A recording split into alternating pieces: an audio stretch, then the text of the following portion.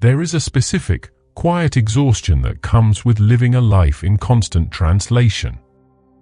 You walk into a room, whether it is a corporate office in Manhattan or a family Thanksgiving dinner in Ohio, and without even realizing it, you begin to alter your frequency.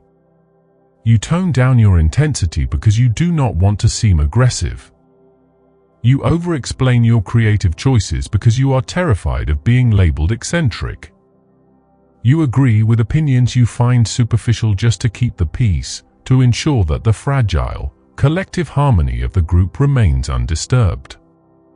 You spend an immense amount of emotional currency attempting to build bridges between the reality inside your head and the assumptions inside theirs. And yet, despite the hours spent agonizing over your tone, your phrasing, and your body language, it happens anyway. Someone misinterprets your silence as arrogance. Someone takes your boundary as an insult. Someone looks at your deepest, most authentic expression and sees something entirely warped.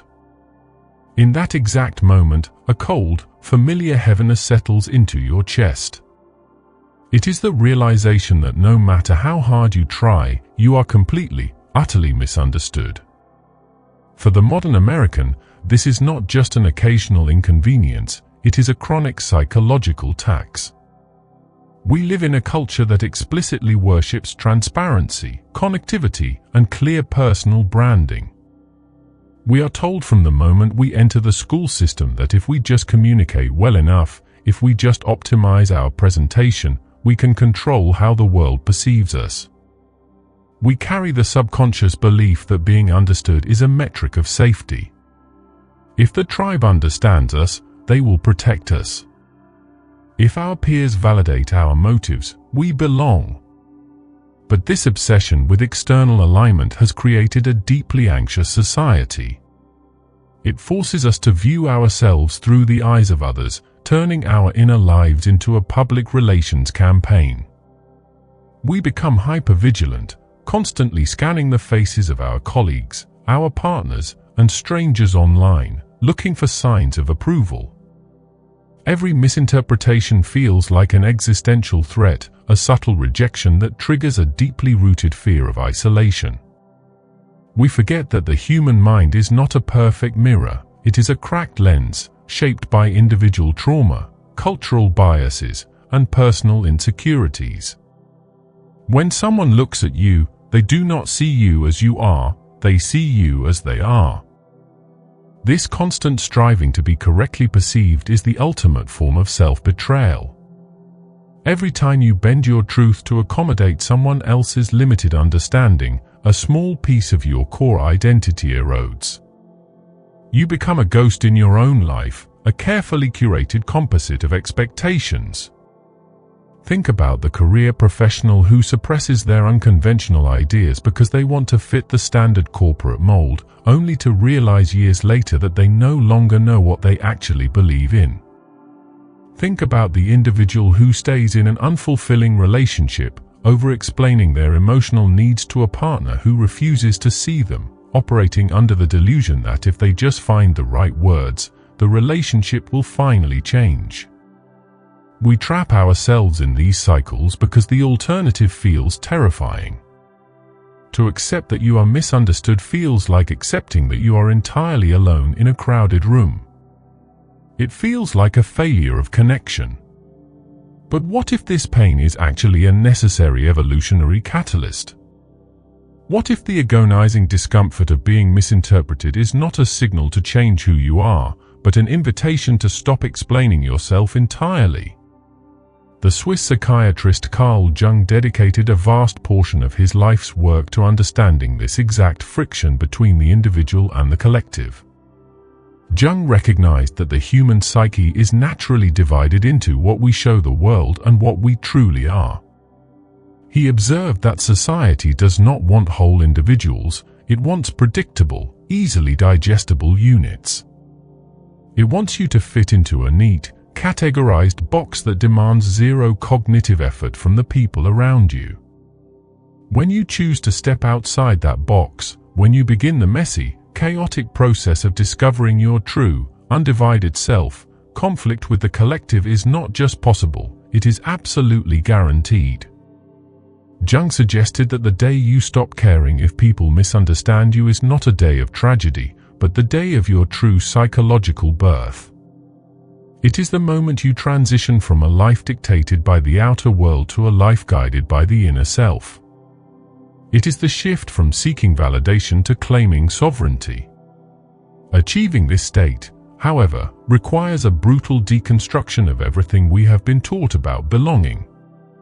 It requires us to examine the hidden machinery of our own minds and understand exactly why we became so terrified of being misread in the first place.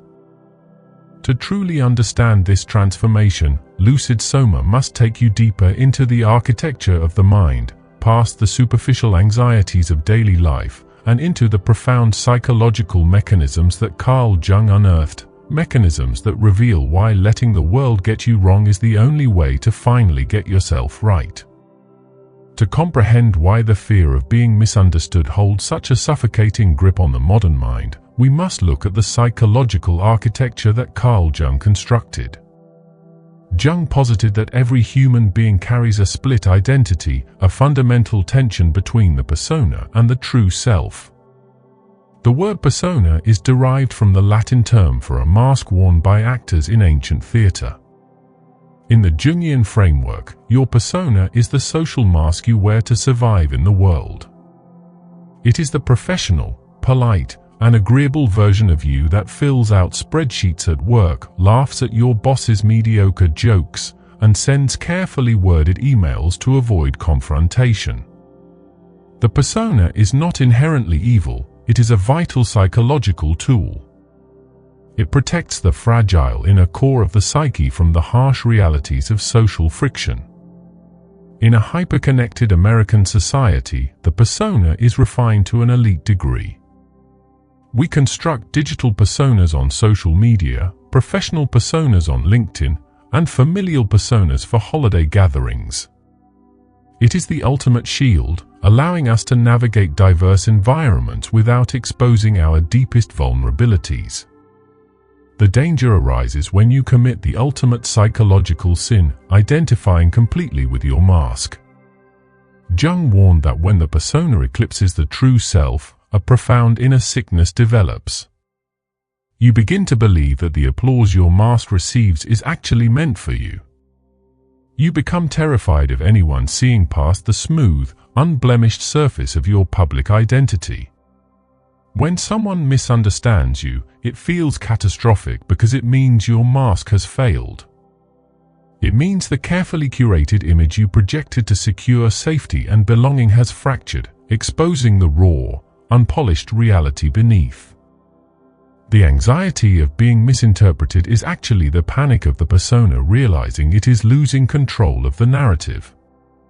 We spend our youth building this mask, convinced that if we make it perfect enough, we will never have to experience the pain of rejection. But the cost of this perfection is total psychological stagnation.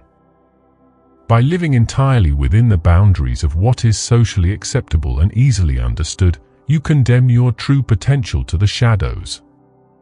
This brings us to the second pillar of Jungian psychology, the shadow. The shadow consists of all the parts of yourself that your persona rejects. It contains your untamed passions, your unconventional desires, your darkest impulses, and your most eccentric creative ideas. It holds everything that your upbringing, your culture, and your peers deemed inappropriate or inconvenient. When you suppress the shadow to maintain a flawless, easily understood persona, you do not destroy these traits, you merely bury them alive. They ferment in the subconscious, manifesting as unexplained anxiety, sudden outbursts of anger, or a pervasive sense of emptiness. The day you decide to look inward, to integrate your shadow and become a whole human being rather than a fragmented caricature, is the day you inevitably become a problem for the people around you. True individuality requires you to pull these hidden aspects into the light. And the moment you express a truth that has not been approved by the collective consensus, the world will inevitably get you wrong. They will mislabel your newly discovered boundaries as selfishness. They will view your refusal to conform as rebellion. Carl Jung called the journey towards self-actualization the process of individuation. Individuation is the arduous psychological pilgrimage of separating yourself from the collective mass mind and becoming the unique individual you were always meant to be. It is not an act of selfish isolation, but an act of supreme courage. The collective, by its very nature, demands homogeneity. It craves predictability because predictability offers a false sense of security. When you are individuated, you become fundamentally unpredictable. You no longer react to the standardized triggers of social validation. You cannot be easily categorized, marketed to, or controlled. Therefore, the collective will always view the individuated person with suspicion. They will attempt to pull you back into the herd by weaponizing misunderstanding. They will intentionally misinterpret your motives, mischaracterize your actions, and project their own unintegrated shadows onto you. Understanding this psychological mechanic changes the entire game. Lucid Soma wants you to realize that when people misunderstand you as you step into your authenticity, it is not a sign that you are failing, it is the definitive proof that you are succeeding. It is the natural, inevitable byproduct of breaking away from the collective spell. The misinterpretation of the crowd is actually the metric of your liberation. If everyone perfectly understands your creative vision, your career choices, or your personal boundaries, it means you are still operating entirely within the safe, sterile confines of their expectations. You are still speaking the language of the mask. To be truly authentic means accepting that your inner world is too vast, too complex, and too deeply nuanced to be neatly captured by the simplistic perceptions of others. The moment you stop viewing their misunderstanding as an injury and begin viewing it as the boundary line of your true sovereignty, the psychological trap snaps open. You stop playing defense, you stop litigating your character in the court of public opinion, and you finally enter the space where true healing can begin. To cross the threshold into true psychological sovereignty, you must undergo a radical shift in how you allocate your mental energy. You must replace the exhausting desire to be understood with the unshakable commitment to be authentic. This transformation requires a practical blueprint, a set of psychological boundaries that protect your inner peace from the turbulent judgments of the outer world. The first step in this blueprint is the immediate cessation of what psychologists call defensive over-explaining.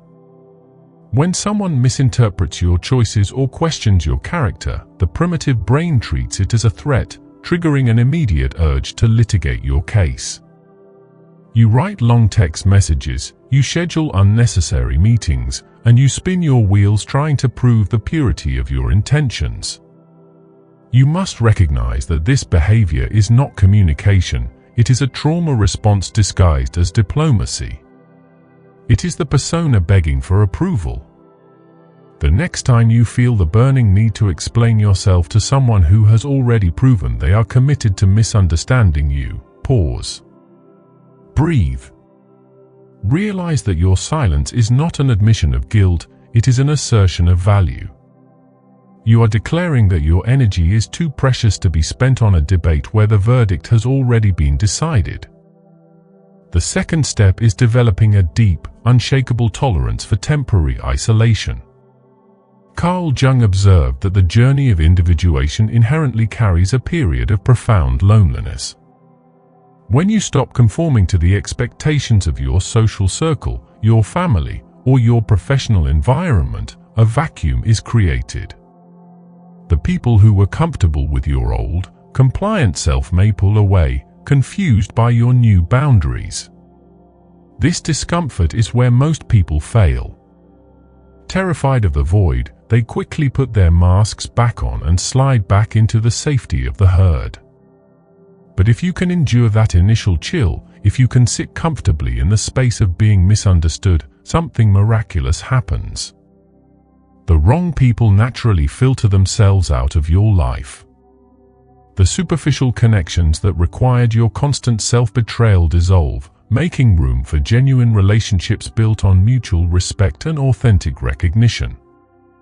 You stop collecting crowds and start cultivating a tribe. You realize that it is infinitely better to be rejected for who you actually are than to be loved for a character you are merely pretending to be. The final element of the blueprint is shifting your source of validation from the external world to your internal reality. In modern American culture, we are trained to look outward for proof of our worth. We look at the metrics, the promotions, the social feedback, and the opinions of our peers to tell us if we are doing well. But when you anchor your self-esteem in the minds of others, you become a ship tossed about by volatile waves. You must build an internal sanctuary, a solid foundation of self-knowledge that no external opinion can shake. This means doing the quiet, uncomfortable work of shadow integration, understanding your own flaws, acknowledging your unique strengths, and taking full accountability for your path. When you possess an accurate, honest assessment of your own soul, the judgments of the world lose their power to wound you.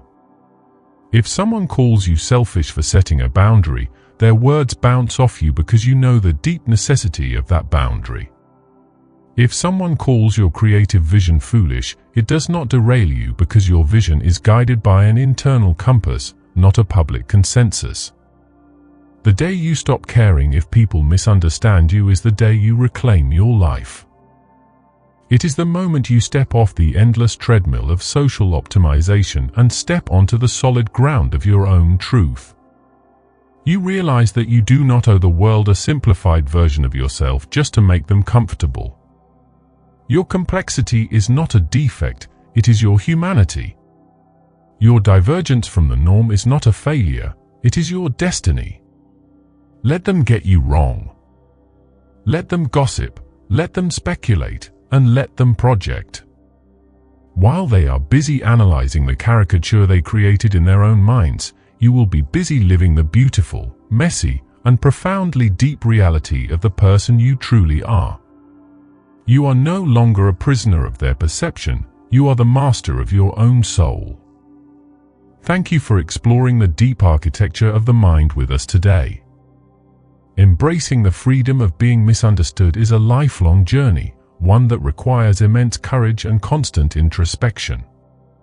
If this exploration brought you value, please consider subscribing to the channel, sharing this video with someone who might need to hear this message, and leaving a comment below with your thoughts on Carl Jung's philosophy. Your engagement helps this community grow and allows us to continue bringing deep, analytical insights to light. Stay curious, stay authentic, and thank you for watching Lucid Soma.